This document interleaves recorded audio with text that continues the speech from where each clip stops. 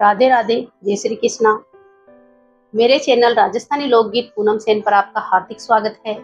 और आज मैं आपके लिए लेकर आई हूँ नारायण भगवान और लक्ष्मी माता की कथा। जय नारायण भगवान, जय लक्ष्मी माता।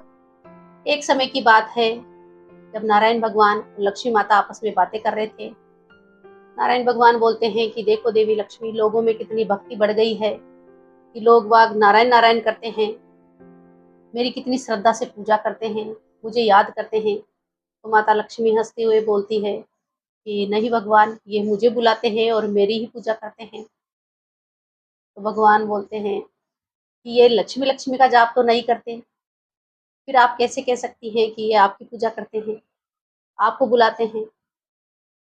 माता लक्ष्मी बोलती है कि तो प्रभु परीक्षा हो जाए, चलते हैं पृथ्वी लोक पर। भगवान एक साधु का वेश करके एक नगर में प्रवेश करते हैं और एक सेठ जी का गेट बजाते हैं। सेठ जी गेट खोलते हैं तो बोले, बोलिए ऋषिवर, बोलिए महाराज, मैं आपकी क्या सेवा करूं।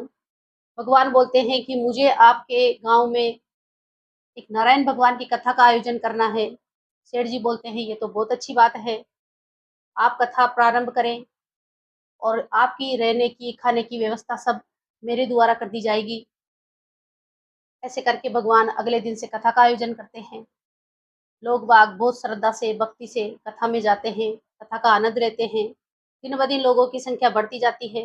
भगवान सोचते हैं देखो लोगों में मेरे प्रति कितनी आस्था है, कितनी श्रद्धा है। अब वैकुंठ में देवी लक्ष्मी सोचती है कि अपन भी पृथ्वी पर चलें, भगवान का हाल चाल देखें। देवी माता एक बुजुर्ग बुढ़िया का रूप करके पृथ्वी पर आती है, उसी नगर में आती है। तो एक औरत अपना गेट बंद करके कथा में जा रही थी। तो माता बोलती है कि हे बेटा, मुझे पानी पिला दो, मुझे बहुत प्यास लग रही है।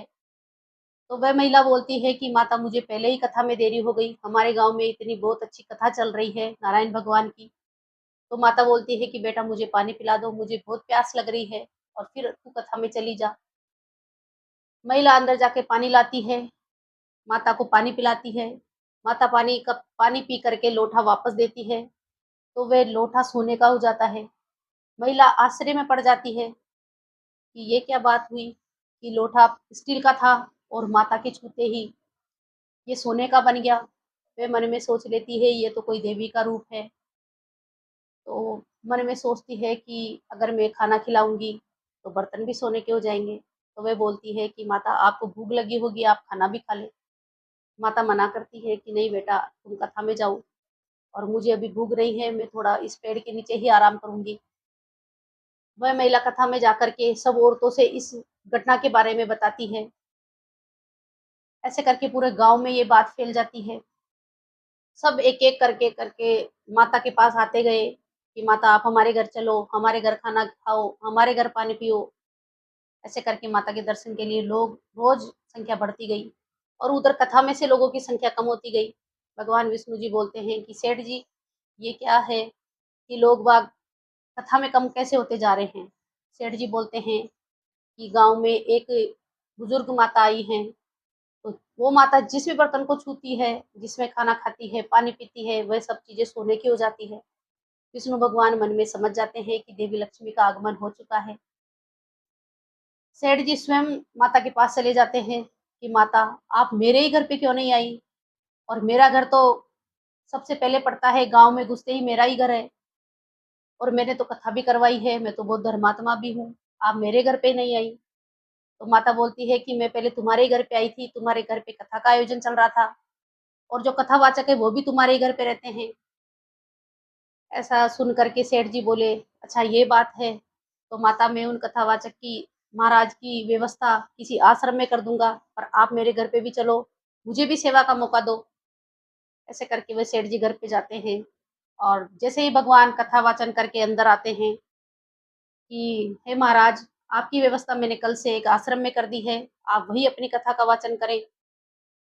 भगवान सब बातें समझ जाते हैं। भगवान बोलते हैं कि अब 2-4 दिन की बात है, मेरी कथा पूरी होने वाली है। सेठ जी बोलते हैं कि नहीं नहीं, दूसरे मेहमान आने वाले हैं, मुझे उनका भी आदर करना है, उनका भी सत्कार करना है, सेवा करनी है, तो आप आश्रम में ही सुनाए कल से कथा। इतना ही, इतने में ही देवी माता वहीं आ जाती है। माता बोलती है कि सेठ जी आप थोड़ा बाहर जाएं, मुझे इन महाराज से कुछ बात करनी है। जैसे ही सेठ जी बाहर जाते हैं, माता अपने असली रूप में आ जाती है और बोलती है कि बोलो नारायण भगवान, अब मान गए आप मुझे कि लोग बाग मेरी ही पूजा करते हैं, मेरी मुझे ही बुलाते हैं। भगवान विष्णु जी बोलते हैं कि हाँ देवी, ये सत्य बात है, लोग बाग आपकी ही पूजा करते हैं, आपको ही बुलाते हैं। और भगवान बोलते हैं कि जहाँ भी कथा का आयोजन चलेगा, भगवान विष्णु भगवान का स्मरण करेंगे, उनका नाम का जाप करेंगे, वहीं लक्ष्मी जी का निवास होएगा। ऐसा कह करके भगवान वैकुंठ के लिए प्रस्थान कर जाते हैं। देवी माता लक्ष्मी घर से बाहर निकलती है तो लोगों की भीड़ देख करके लोग बाग बोलते हैं कि माता आप हमारे घर भी चलो, आप हमारे घर खाना खाओ, आप पानी पियो। तो माता लक्ष्मी बोलती है कि नहीं नहीं, मैं तो इतने दिन के लिए ही आई थी इस गांव में, अब मेरे जाने का समय हो गया है। जहाँ नारायण भगवान की पूजा चलती है, कथा चलती है, वही मेरा निवास स्थान है। तो माता, हम हमसे क्या भूल हुई है, हमसे क्या गलती हुई है जो आप इतनी जल्दी जा रही हैं? कि नहीं, मैं तो घर घर की मेहमान हूँ। जहाँ पे भगवान की भक्ति चलती है, विष्णु भगवान का स्मरण होता है, कथा चलती है, पूजा पाठ होता है, भजन चलते हैं, और उसी घर में मेरा निवास स्थान होता है। ऐसा कह करके माता अंतर ध्यान हो जाती है। हे माता, उन सबको दर्शन दिए जैसे सबको देना, कहने वाले को, सुनने वाले को। ऐसे करके कथा पूरी हुई।